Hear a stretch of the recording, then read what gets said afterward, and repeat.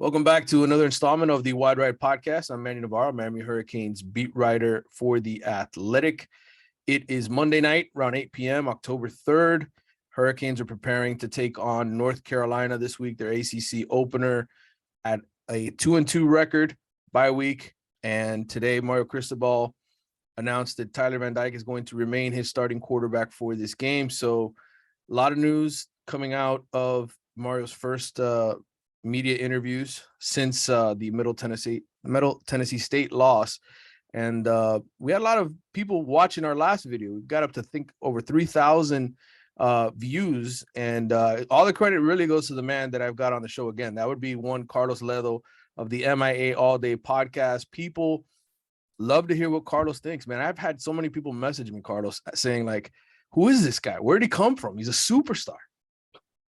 Well, listen, man, thankfully somebody likes to hear me because I've been doing this show on my own in my house for years, and my wife has completely ignored me. And my child was too young to understand. And now that she does understand, she doesn't want to hear it. So thankfully, thank you to everyone that you don't find me annoying, you don't find me distracting, and you like to hear my takes. But I think it's more of a balancing act because you are knowledgeable where I am like nuts. So I think it's a good balance between the two of us. But I think the ones we really got to thank are the Hurricanes for playing the way they did against Middle Tennessee and allowing us to open up this vent session to the Hurricane fan base where we can have these exchanges and therapeutically work through this loss. Yeah, and I'll tell you, I really did feel like it was therapy because we really talked about a lot of bigger issues that weren't just related to X's and O's. And I kind of like it when our conversations go that route because I feel like too many times we can get lost in film study or PFF rankings or too many other things that really don't tell you the story of what's happening with the program. And so I enjoy having you on, Carlos. I think we've become a pretty good tag team here in terms of dissecting this team. And I like the fact that we're getting support from a lot of different viewers now on this YouTube channel. We're getting our subscriber numbers up here as well. And I'd love to see it pay off at The Athletic as well. If I get some more subscriptions from Miami. Help my man out. Sign up for The Athletic. I mean, right now, you and I would say we are at the current level of, let's say, the Rockers, right? Right. We're working our way up in the tag team ranks. We're not quite there yet. Maybe we become the Bushwhackers next. Right. We can get our way up. Maybe the ultimate goal is the Legion of Doom, right? We want to be the Road Warriors, Animal and Hawk. But now we're working our way up. Right. We just want to right now, if we can take the Intercontinental crown in the next few years, we'll be happy with that. That'd be happy, man. I'll take it. Just like winning the Coastal, man. If we can win the Coastal, I'll take it. Well, this is the last year to win the Coastal, right? I will say I didn't have a bye week. I drove up to go see my parents in St. Augustine, and then I drove over to Tallahassee to go watch the Seminoles, the previously unbeaten Seminoles, take on Wake Forest. And of course, I am the jinx, as I've said to many Miami readers of mine for the last 20 plus years. Whenever I cover your team, watch out, they're going to start losing. And sure enough, that's what happened to Florida State. So I brought the jinx with me to Tallahassee, and it paid off as the Seminoles fell behind 28-7. Carlos, the one thing I will say, okay, I was impressed with this Wake Forest slow mesh thing that they do, right? Sam Hartman, those running backs. Like, why can't Miami do that? Why can't we get the Hurricanes to adopt a similar type offense? And suddenly, and I know you and I talked about this over the weekend, and I'm going to hear what your thoughts on it, but shouldn't that be something Miami considers in the offseason, kind of doing something that Wake Forest has managed to pull off? Because they got, you look at their recruiting rankings, right, of the classes and the talent that they get in there, and they're in the 60s and 70s every single year, Carlos. And yet Dave Clawson's a fabulous coach. He maximizes the talent of his players, and he's got a system that Florida State could not handle. The thing about slow mesh, it's a lot like I told you, the triple option and other offenses that require an intense level of timing and practice, a time to it, because it's something that requires precision at a level that you're not going to find in a lot of college programs. The reason why you're able to do it at Wake Forest is because you got a bunch of guys that last 4, 5, on occasion, if you get a medical red shirt, 6 years in that program that can learn the system, work through it, and adapt to it, and are learning it from the time they come on campus. And by the time they get to play it on the field, they've been around it 2 or 3 years, right? Before they even touch the field. So it requires a lot of, it's labor intensive in installation and in execution. So if you don't have that kind of stuff going, if you've got guys like, let's say major programs like Miami that have guys that bounce after 3 years, after redshirt sophomore year, after their junior year, guys coming in and out of the program, guys that start right away. You mean the old Miami? You mean the old Miami that actually had guys drafted? But go ahead, continue.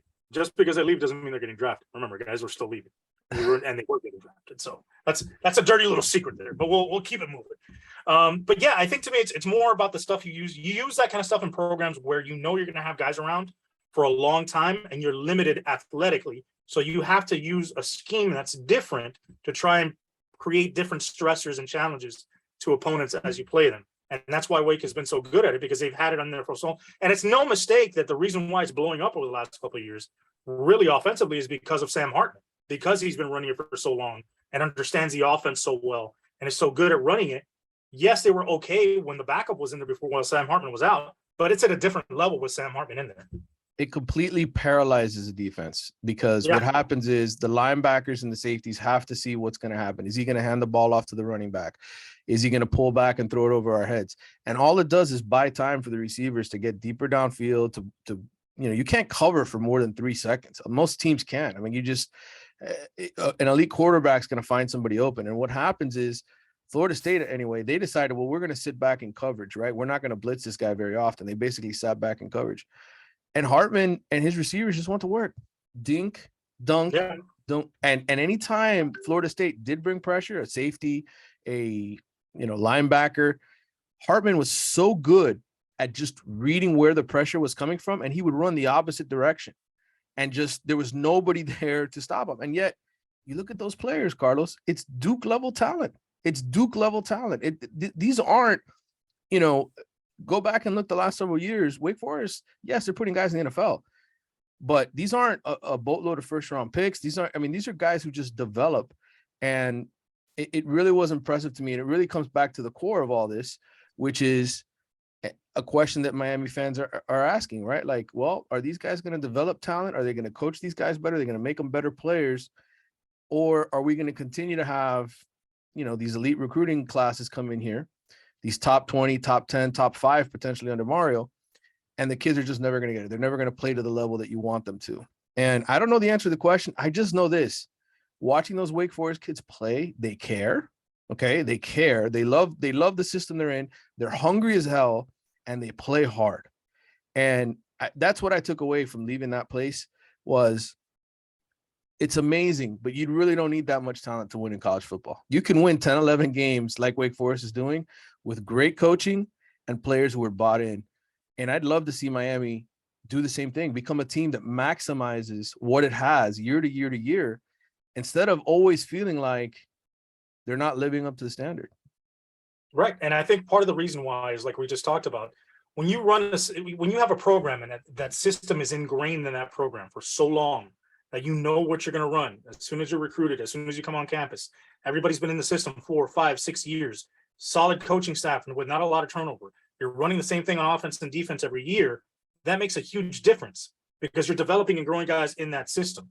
It's like if you're in a high school program and you have middle school, JV, and varsity, right? If you're running the same offense in middle school, JV, and varsity, by the time you go from 8th grade to your junior year in high school, you know that shit like the back of your hand, right? So you're ready for any situation. You don't necessarily have to come up with new concepts because you are ready to face whatever they throw at you within the concepts you've learned. And that's how those offenses work and those systems work. The problem in Miami has been that you've had so much turnover over the years between coaching staffs, coordinators, head coaches, players, that there's never any consistency in terms of scheme on one side of the ball or the other. It's always been a flip, changing it here and there, here and there, here and there. What we're going to have long-term with Mario is, because at this, there's no other choice, because you're going to give him at least 5-6 years because of the contract. He's going to create his system. He's going to ingrain it in the program. It may be ugly at first, like we're seeing. There may be some hiccups or maybe bumps in the roads or there may be setbacks, but eventually you're going to know Miami for the type of defense they play and the type of offense they play and the system that Mario wants implemented, because he's going to keep hiring coaches as guys leave that continue that system. So it's ingrained in the program and it becomes the identity of the program. Like I said last week, I think Mario's ideal for this program, what he wants to see is Georgia, the way they play offense and the way they play defense. Of course, not in a 30 front like Georgia does in an odd front, but in a 4 down front.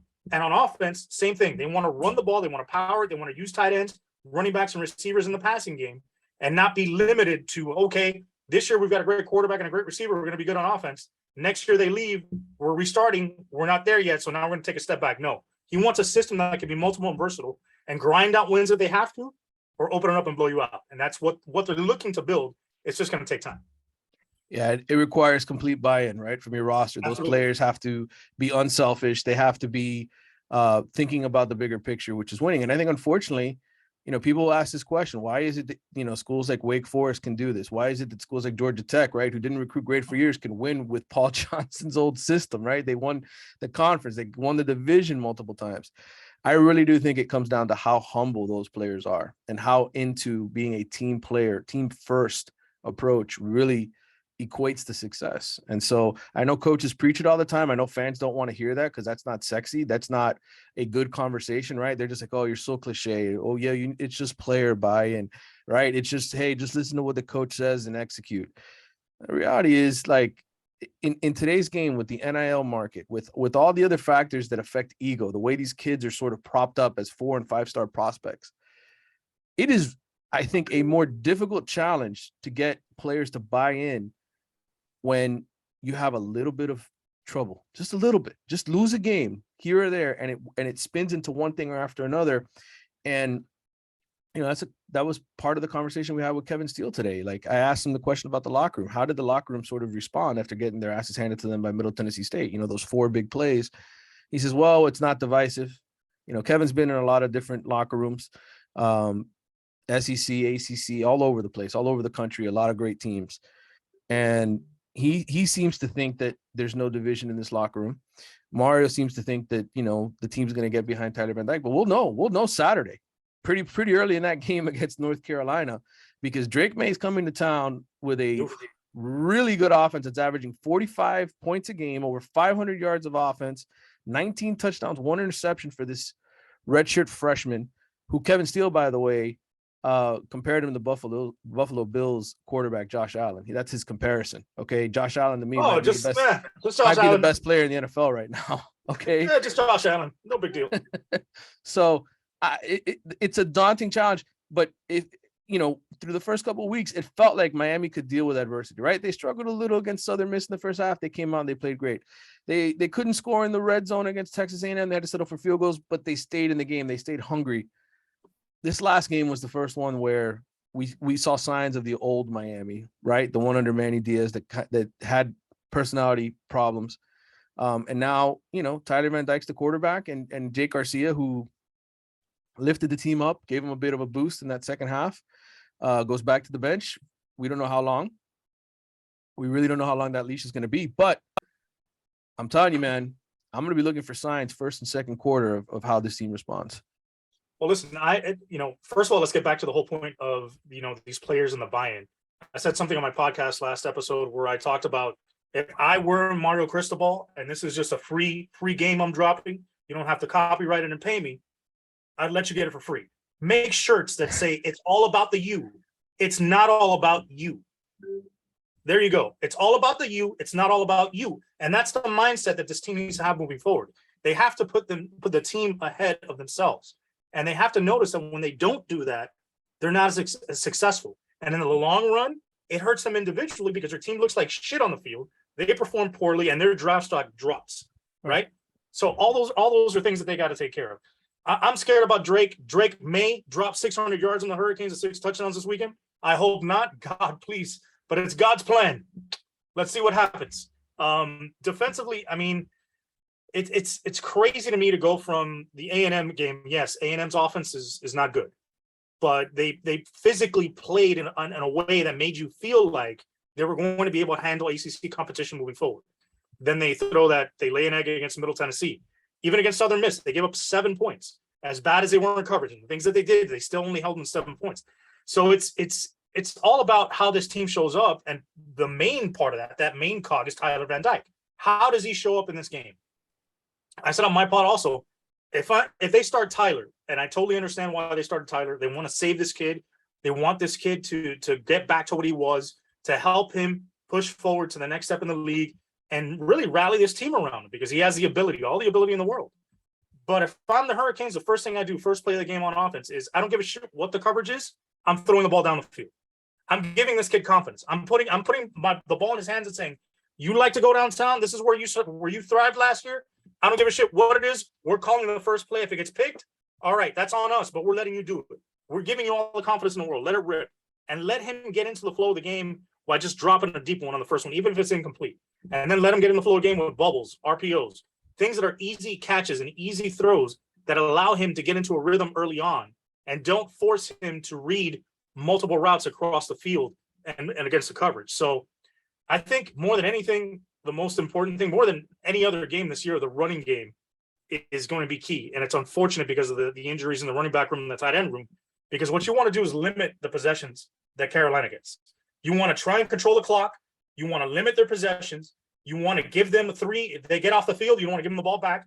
And it's a situation where if you're stopping their momentum that way, it's going to hurt Carolina's offense because they like to go so fast. And that's part of how they're able to score quickly, is through their pace. And if you slow that pace down and if you frustrate them, then maybe you start getting some turnovers off Drake May, or the running backs try to press and they fumble the ball. And you get into a situation where you shorten the game and you give yourself a chance in the fourth quarter, which is all you can ask. Lot to digest there. We hit a lot of different subjects. One thing I want to kind of stick to here early is the Van Dyke, but I wanted to mention the injuries. Mario really didn't provide much of an update on the running backs. We don't know what's going to happen with Jalen Knighton, who, by the way, began the season injured, if you remember.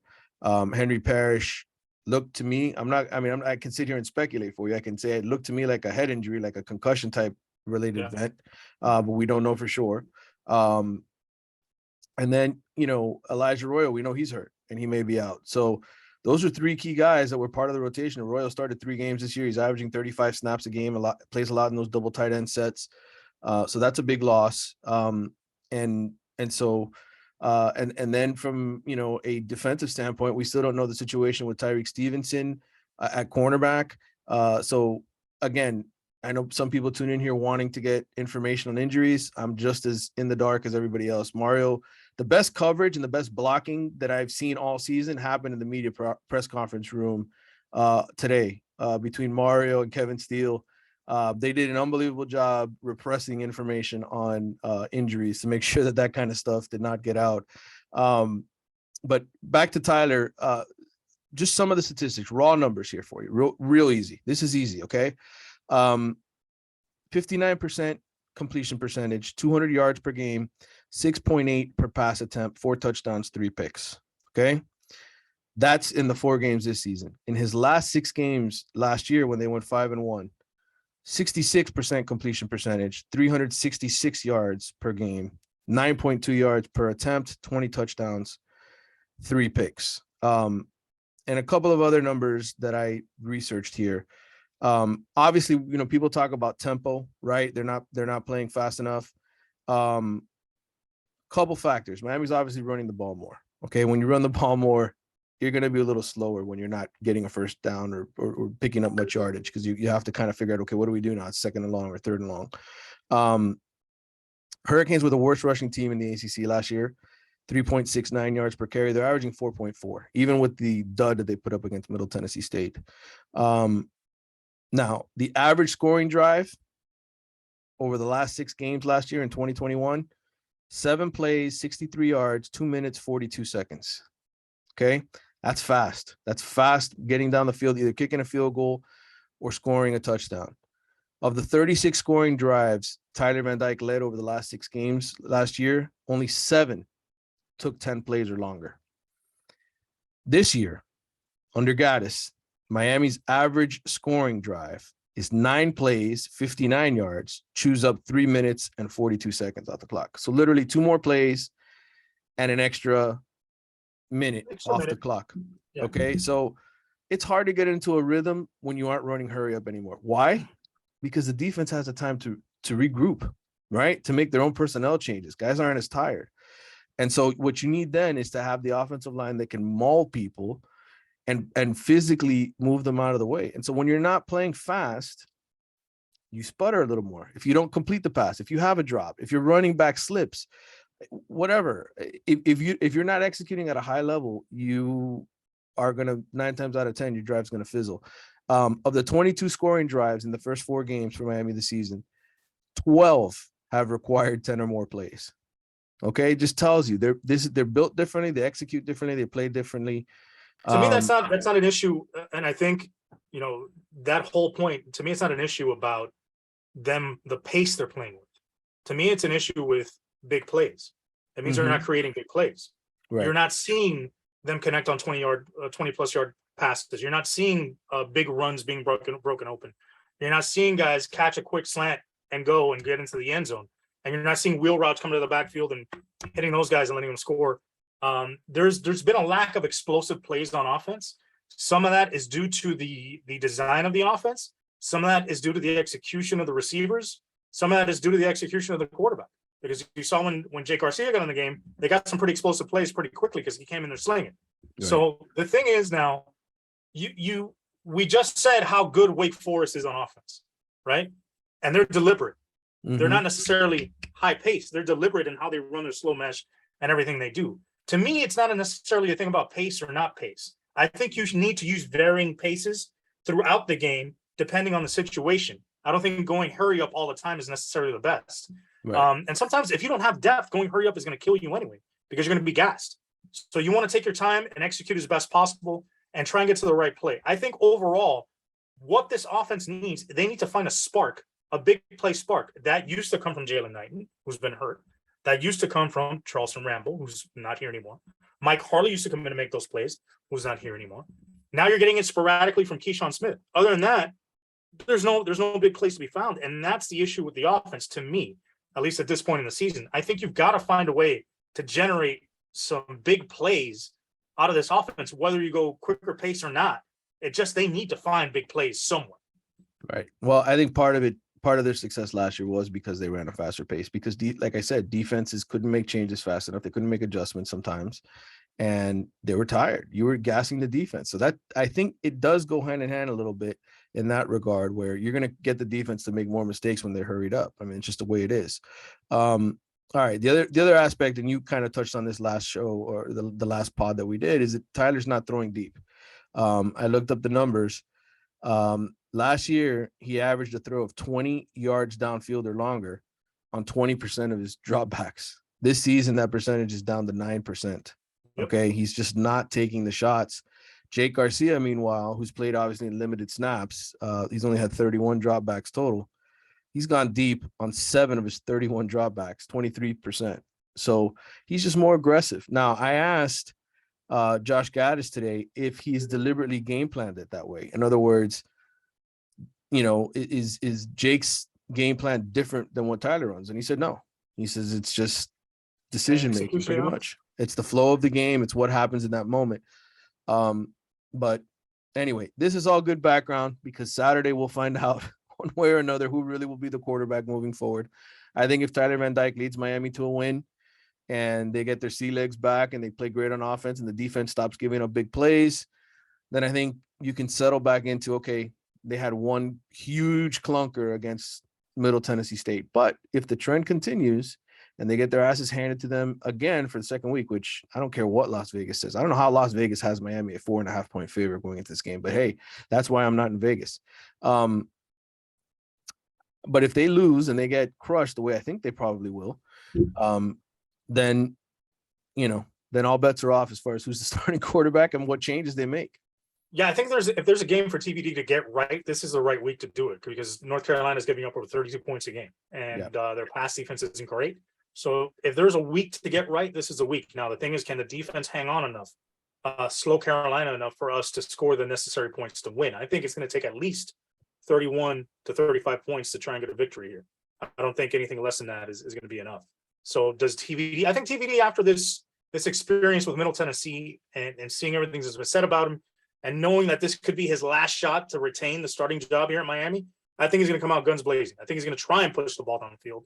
I think he's going to make throws that he hasn't made all season to date. Because I think, part of it has been his adjusting to the new offense, adjusting to the way the offense operates, the reads, the things he has to get used to. I think part of it has been his mechanics, because I think he got a little messed up in the offseason, the way he was throwing the ball, trying to work on off-platform throws and all that kind of stuff. But I also think he's been tentative in pushing the ball down the field because he didn't want to turn the ball over and mess up his stats and not look good to the NFL. So I think that's been part of it as well. I think he's got to play with reckless abandon, with no stress, no pressure. Just go out there and play with a chip on your shoulder. Like, hey, listen, I'm the man. I'm going to make this happen, and we're going to score points. And that's the way he's got to be. He's got to be North Carolina State TBD. You know, when he talked to shit before that game and he went out there confident and bald, that's what he's got to do. He's got to find that within himself again. And if he does, the team will rally behind him. And then on the other side of the ball, we've already mentioned how good Drake May is. But Kevin Steele has had some experience with Phil Longo. They went head-to-head twice as coordinators. When Phil was at Ole Miss with DK Metcalf and A.J. Brown and Van Jefferson, who were all in the NFL as receivers. Auburn won both of those games. Kevin Steele's defense actually did a pretty good job on Phil Longo's squad. I think the one in 2017 was a 44-23 win by Auburn. They gave up yards, but they had turnovers. And then in 2018, it was 31-16 Auburn at Ole Miss. They basically held them to field goals through the first three quarters, got 2 fourth down stops. A.J. Brown was still on that team for Ole Miss. And who were the quarterbacks? Jeremiah Masoli? No. I think Shea was it Shea Turner? I can't remember the kid's name now. I had him. Went to Michigan. Yes, right. The one had previously gone to Michigan, and the next year it was a guy I wasn't too familiar with. But they had receivers, they had playmakers like North Carolina does, and they could put up points, and they weren't bad offensive teams. So, Phil Longo's he's lit up Manny Diaz for 3 years in a row. We forget 45 points last year in that shootout up in Chapel Hill. So, I mean, they're going to score points. The question is Miami going to match it? Are they going to be able to get out of their funk? Couple more notations. I know people have been killing DJ Ivey for getting beat on that deep pass play. Okay, sidebar conversation today. I'm not going to mention names, but essentially on that 98-yard touchdown play, Miami was the goal of that whole possession. Okay, was create a turnover. They had just given up the ball. They're down 14 points, fourth quarter, and they're basically trying to create a safety, trying to create some sort of negative play. And the problem was Ivy went press instead of sitting back because he didn't have help over the top and got beat. So other than that, he played well the first 3 games. In fact, and this is in my story that'll come out tomorrow and still hasn't published, but according to PFF, he'd only allowed 6 completions on 12 targets through the first 3 games. And Miami secondary in terms of coverage. Okay, I'm going to give you some PFF rankings. James Williams was first. Tyreek Stevenson was third. Cameron Kitchens was 15th, and Ivy was 35th in the ACC out of like 90 guys going into that game in terms of coverage numbers. So that, yes, they had done okay. Yes, there were moments against Southern Miss and Bethune-Cookman, but all in all, it wasn't disastrous like it was against Middle Tennessee to that point. And now, after week 5 action, James Williams is now 3rd in pass coverage. Kitchens is 6th, Stevenson 14th, and Ivy's 55th. So he fell quite a bit after that performance. Regression to the mean. That was the 10th touchdown pass DJ Ivey has allowed in his career at Miami. He's going to go on the Wall of Fame just for not the right reasons. So anyway, we've covered most of my stats and notes from DJ Ivey to me is like, as an old-time Dolphins fan, who do you compare DJ Ivey to? There's one guy that sticks out of my mind. Paul Egford. Him or JB Brown. JB Brown, yeah, JB Brown. That would be the other. That was my second answer. I thought maybe hit you with both of them. I'm glad you brought JB back. Oh, so many wonderful memories. So many wonderful memories. I remember the back of his jersey so well. 37, yeah. 37 with the brown in the back. And just chasing somebody down because he couldn't catch him. You know what? The cornerback is such an unforgiving position where you don't look as bad when you have safety help. When you turn around and you look and nobody's back there, you're by yourself. There might not be a worse feeling in sports, right? Yeah, so you're all alone, man. It's on you, and everybody's watching. All right. I want to get to the mailbag, and then we'll wrap this puppy up. again, I think I'm going to try to get Andy Bitter on, who covers Virginia Tech. Miami plays at Virginia Tech after this week, and I'll be going up to Blacksburg for that game. Sorry to hear that. Yes. Not that it's an exciting game. It is a 12:30 kickoff, so I'll probably just fly into Charlotte and drive from Charlotte in the morning to get over there. Anyway, we asked for mailbag, and now I'm trying to get it on my Twitter account here. It's taking me a half second to get back to here. It is. All right, we're here back to the full questions. This is from State of Miami, the State of Miami pod. Okay, now we got other podcasts listening to us. Hey, look at that. We're getting so famous. Other podcasts are asking us questions. Has Miami misevaluated talent on the team, or is it player development bad? I'll let you start. Okay, so I think related to the Middle Tennessee State game, I think I mentioned this in the last episode, maybe I didn't. I think what they got was a false sense of security from the way they played against A&M. Right. I think so many guys played above their head in A&M that the coaches got a false sense of security and a false sense of confidence in these guys, and it just didn't work out for them. They should have just trusted the tape that they saw against Bethune and Southern Miss.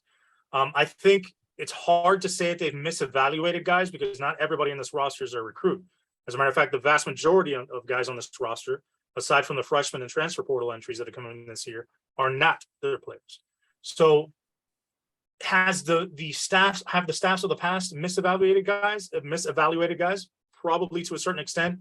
To a certain extent, some of them have been underdeveloped. And again, also part of it is some of these guys just didn't fit the schemes of the past, or maybe don't fit the scheme right now, and eventually it'll be transitioned out because of it. But I think the biggest issue is you do not only have to recruit talent and recruit needs, you have to recruit personalities. You have to recruit guys that fit your culture.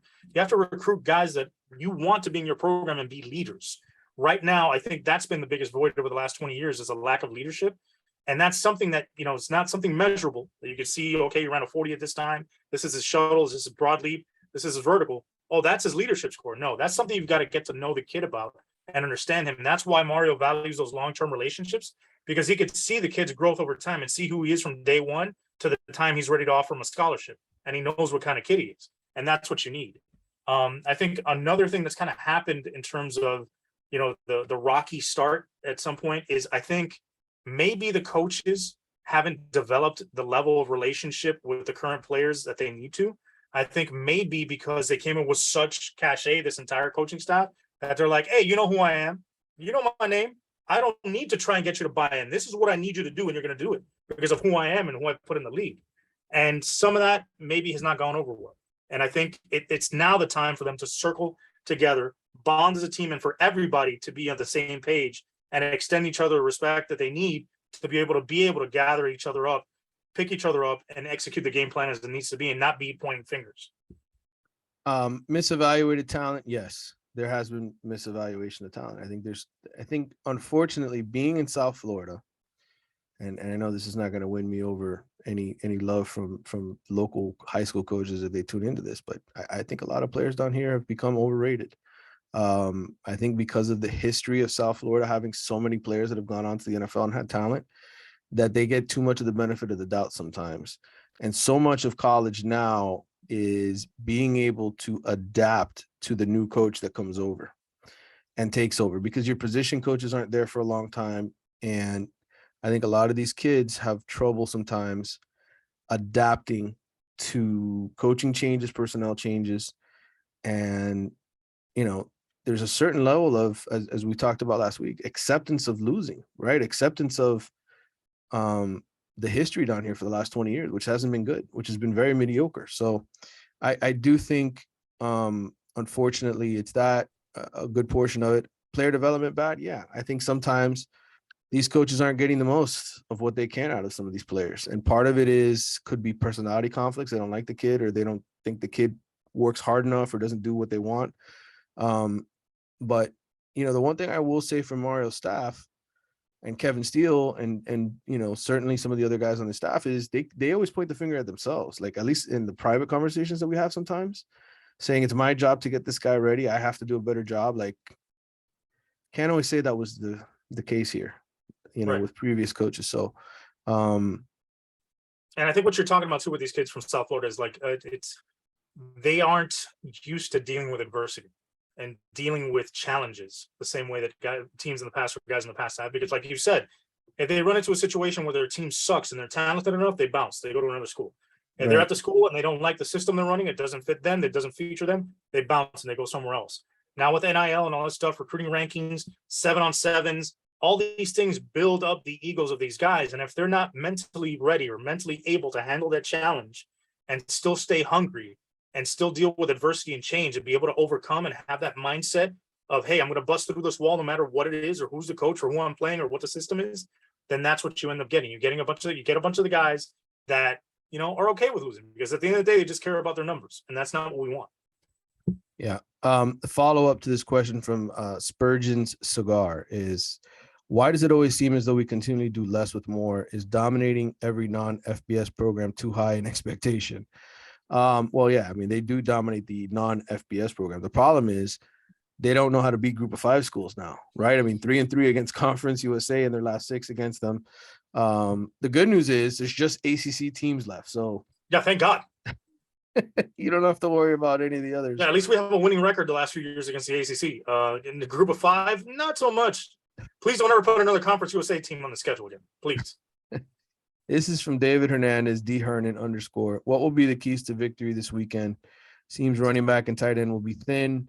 Is this a week we should see more passing plays called than running plays? Well, I think they're going to have to pass the ball no matter what. The good news is North Carolina, I think, is the second to last, worst team in terms of pass defense and giving up big plays. Miami, in terms of per play, gives up.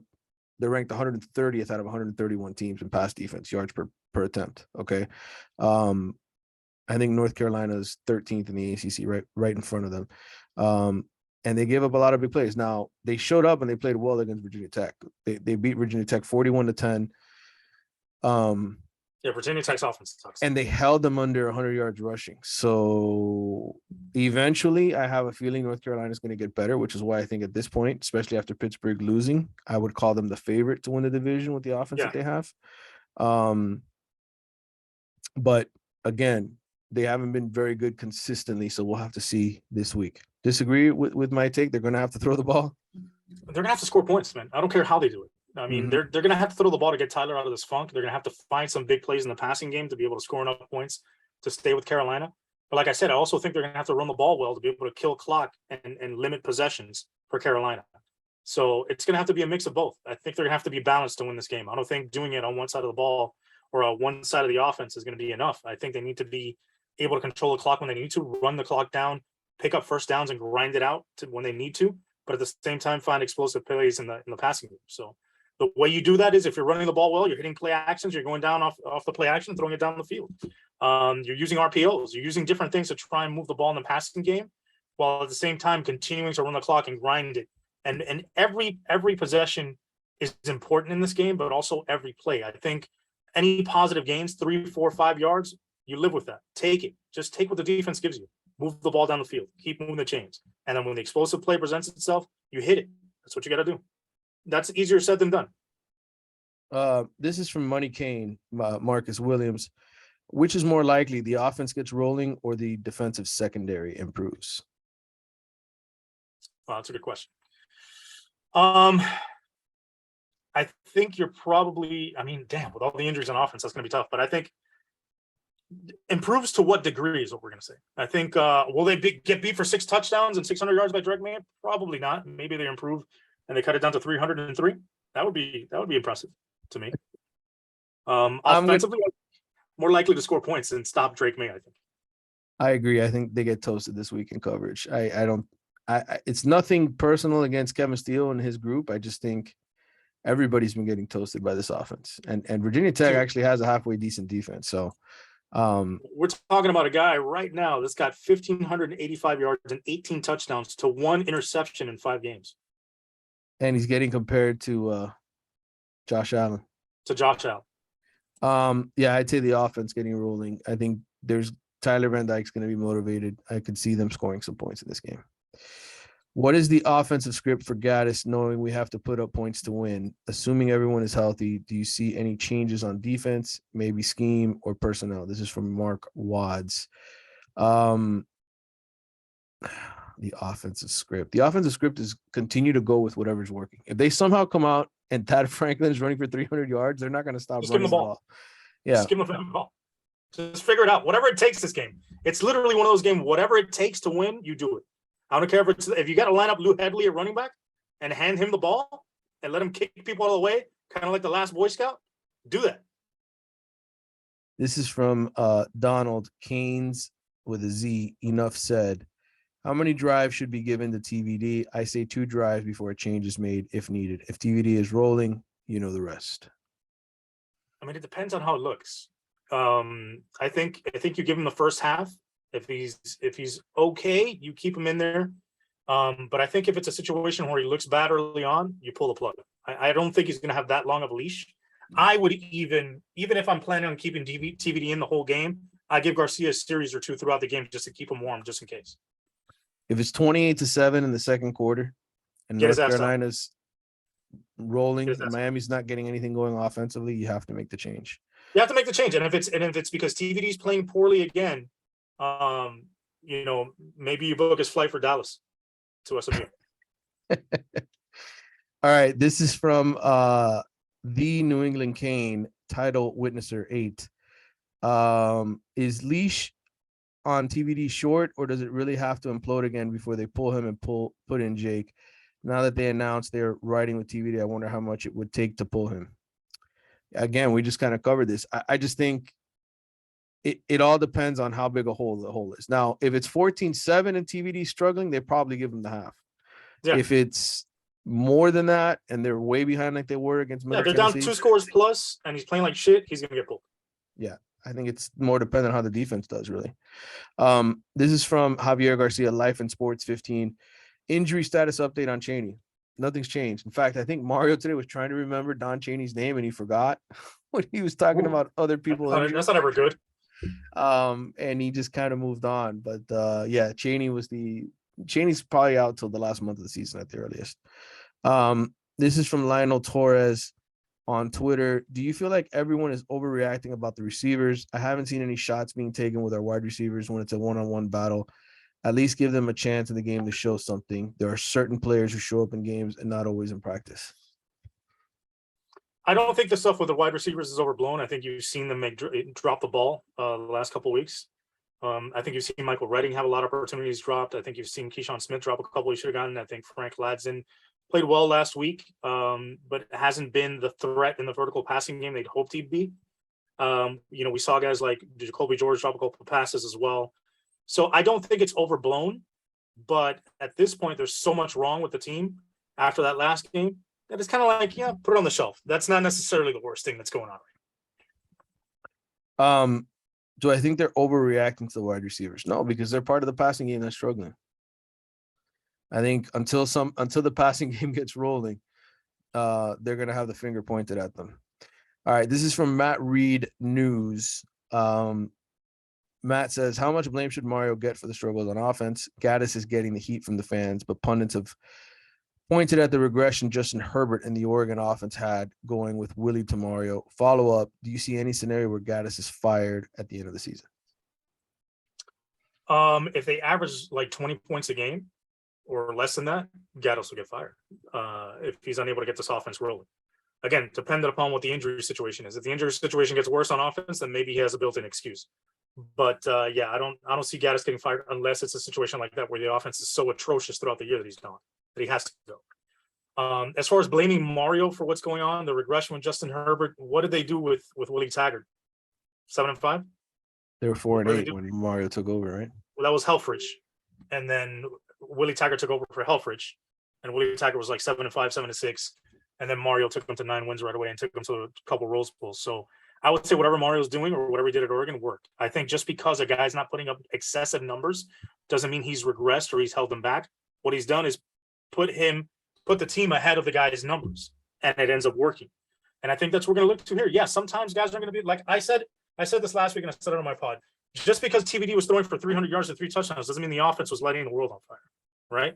Let's remember how many 3-and-outs were there throughout games where the offense was sputtering that we were like, what the hell is going on? What's wrong with Lashley? And they would end up scoring just about 30 points a game and it looked exciting because of the way they were scoring, because they were hitting on big plays. But without those big plays, they weren't doing anything. They weren't able to run the ball. Yeah, TBD would throw for 325 yards, but they'd have like 380 yards total offense. So it's not like the offense was boat racing people up and down the field. And when they struggled mightily. I mean, they only scored over 40 points one time, and that was against Duke. And Duke gave up over 45 their last 6 games of the season last year. They gave up 62 to a schizophrenic Louisville offense. So come on. Yes, Tyler had a hell of a run at the end of the year. Was it great for team success? We were still 7-5, still lost to Florida State. So let's calibrate these things, and let's change our expectations a little bit. That I would rather take Tyler Van Dyke throwing for 240, 250 a game and 2 touchdowns and go 9-3 or 10-2. Not gonna happen this year, but rather than him throw for 5,000 yards, 50 touchdowns, and be 6-6.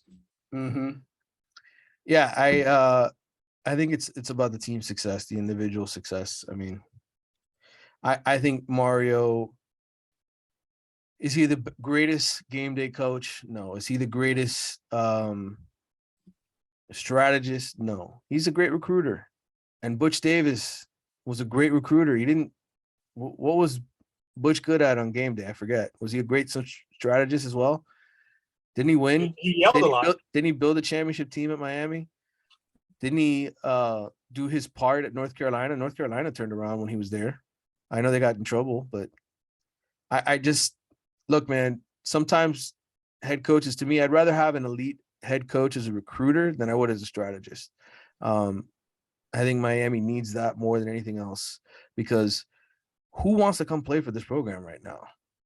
20 years of mediocrity. You're not in the SEC, which everybody wants to play in. You're not in the Big Ten, which has all the money now. It's going to have all the coaches clearly when Wisconsin's firing their guy after he goes 67-26 or whatever it was. I can't really blame Mario for this. I'm not going to blame Mario for the offensive regression, because that's not what he sold himself as a head coach. We knew that. We know he's not a strategist. I think it's just, can you blame him for not hiring the right coordinators? Maybe that's what we say at the end of the year. But I think I can certainly sit here and blame the roster more than anything else and these players, because they've proven time and again, it doesn't matter who's coaching. Sometimes they're just not going to go out there and do their job. So, and it's, you can't just sit here and say they're getting out talented by people, because that's not happening. He wasn't the one. I think the development and the execution of the players at this point, the excuse that the coaching staff sucks is gone, because everybody in this coaching staff is proven. So at what point now do we turn around and finally say, hey guys, maybe you guys need to hold up your end of the bargain? I think now's a good time. This is from T Miller Golf on Twitter. Will Gaddis give in a little and spread things out to take advantage of what TVD did good last year? Less bunch formations, please. Oh, I'm going to leave this one for you. Okay. Here's the thing.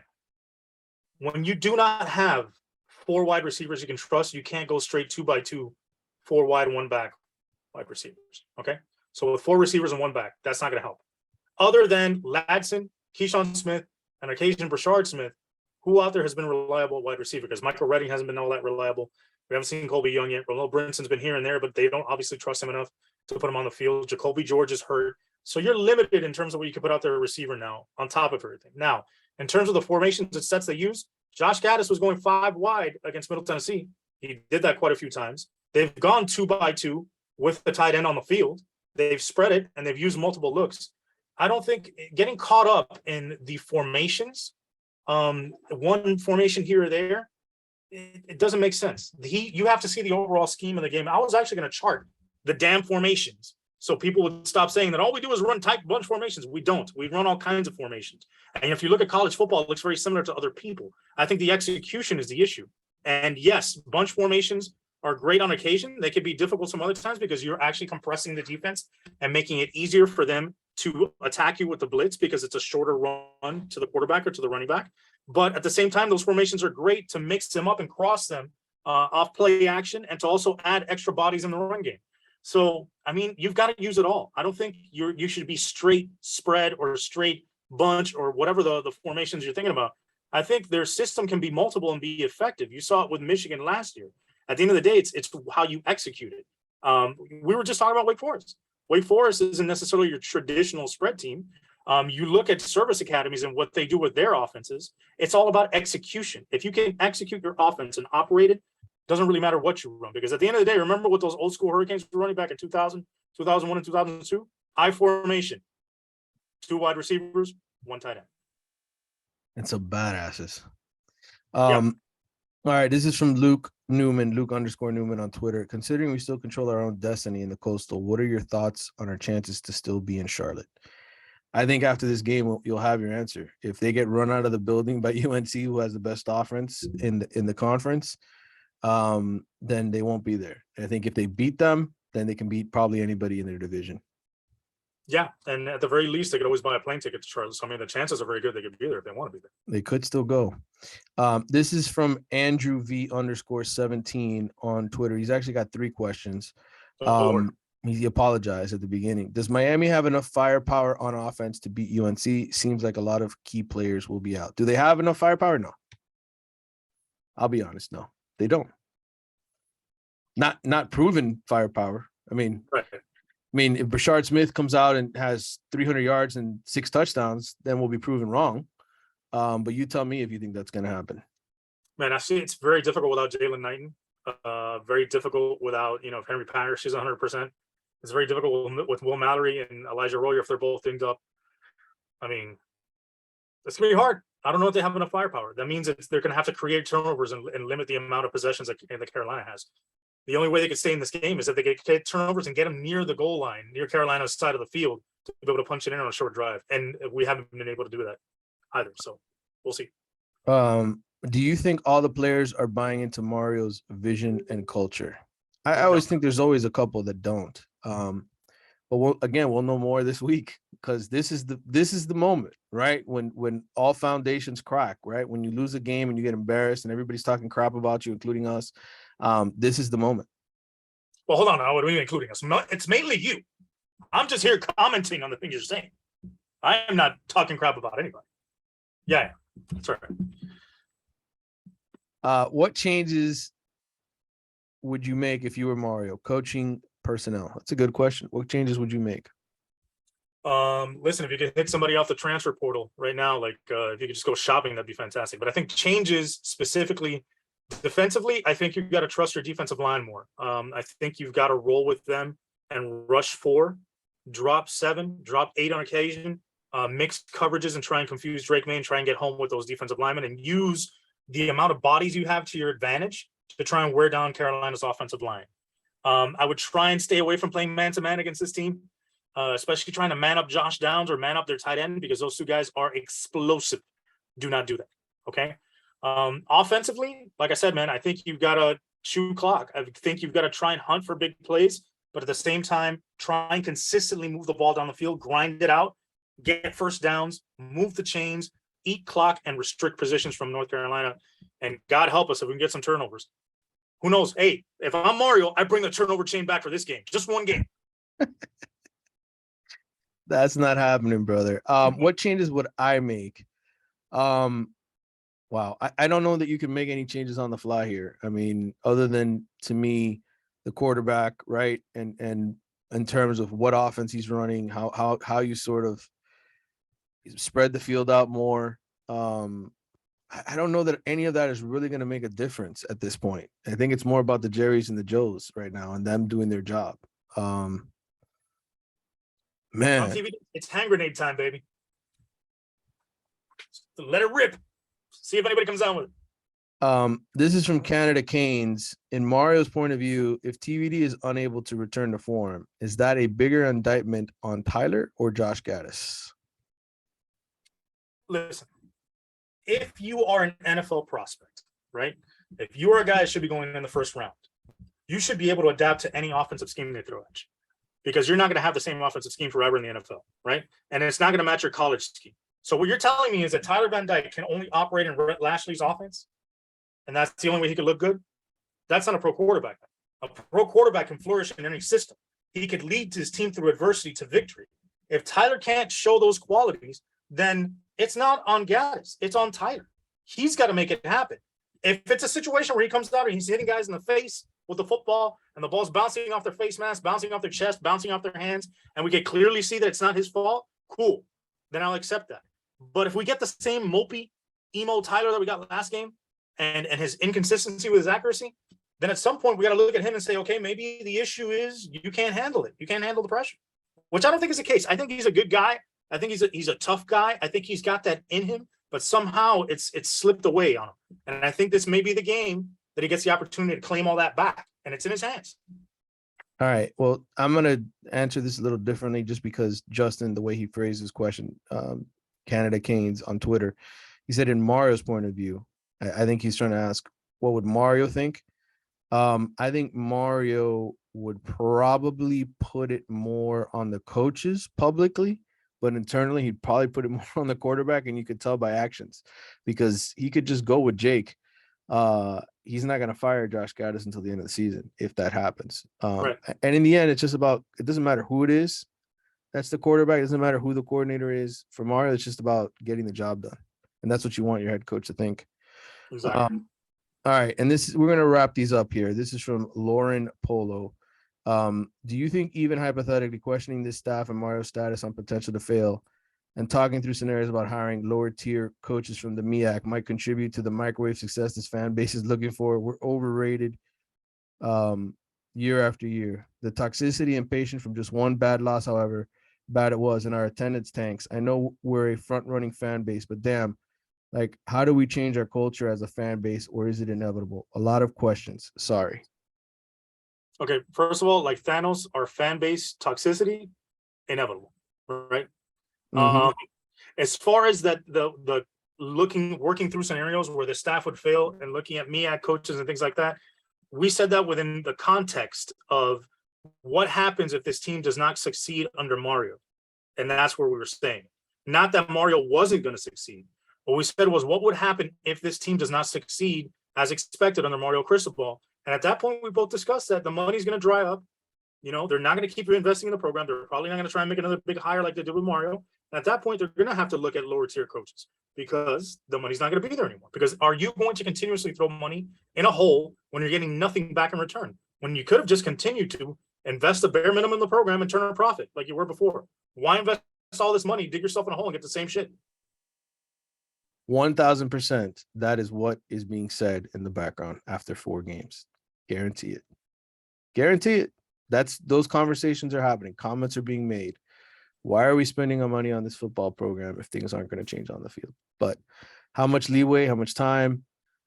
Look, until that new football facility is built, okay, the forever home, as Dan Radakovich calls it, of Miami football, I think until that thing goes up, that's when I'll believe the full investment in football is taking place. And also, Polo, the attendance sucked against Southern Miss, and the antagonists are showed in air until after Middle Tennessee. So you can't blame us for the attendance. I will say this, okay? I've covered Miami, Florida State games for many years. I've never covered a Florida State game without Miami there, okay? How is that? Leaving Doak Campbell Stadium was a different experience than leaving Hard Rock Stadium, in the sense that Florida State, that game was 31-21. Okay, they knew that. First of all, they had respect for Wake Forest, in terms of the fan base. They were like, man, Wake Forest is a good team. Secondly, they weren't cursing at players. They weren't screaming at them. They weren't booing them. They're kind of like, hey, you know what? We lost today. Get them next time. Different mentality, man. Just a different world up there in Tallahassee compared to what it's like down here. We know how toxic it can get. And so the one thing I would say for Florida State fans, I haven't been around many other non-Miami games, but it was a little refreshing to think that as much as they were maybe groaning inside, they didn't publicly display it. And I think there's something to be said about that, especially when recruits are in town. Yep. All right. Said. We got one more. This is from Gilbert Fernandez. It's more of a comment.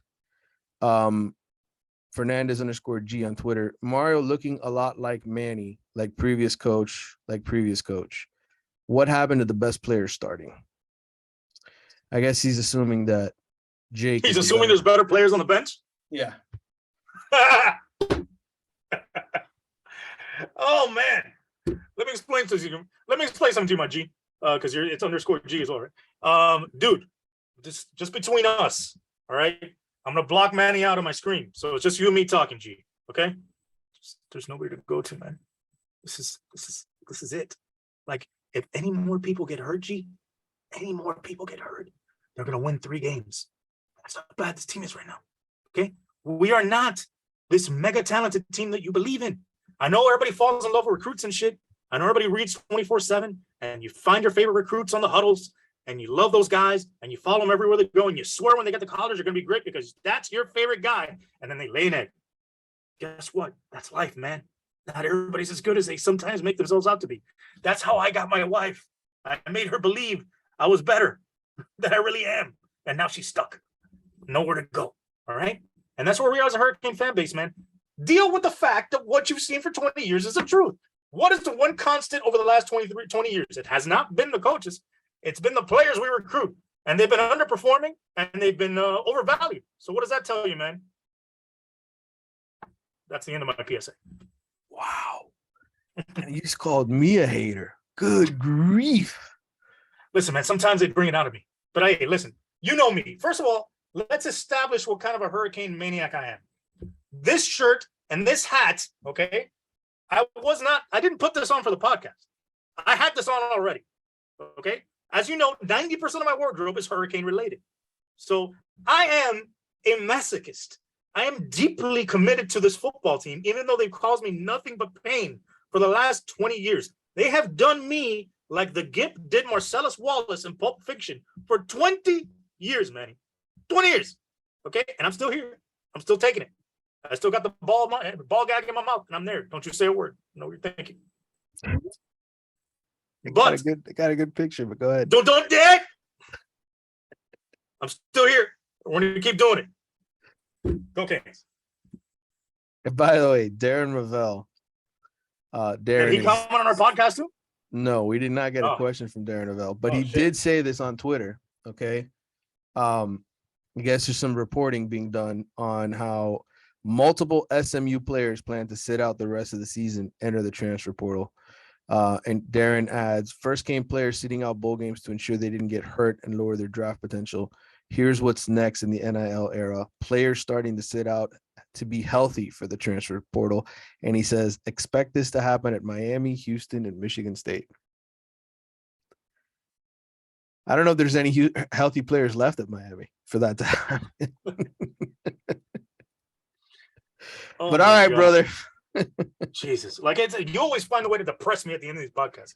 Hey, that's what I'm here for. I'm Debbie Downer, man. That's what I'm here for. You've been pissing on parades since 03.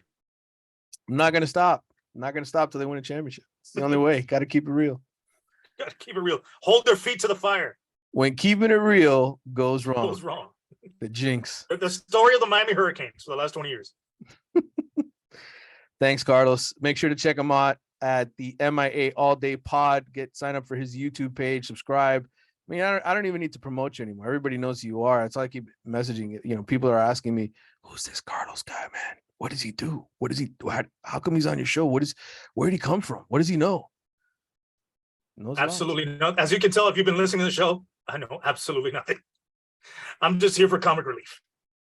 All right, we'll be back with Andy Bitter from our The Athletic later this week, covers Virginia Tech. We'll have something with him probably Wednesday, but that's going to wrap up our podcast for tonight. Carlos, thank you. We will talk again soon. Peace. Go Canes.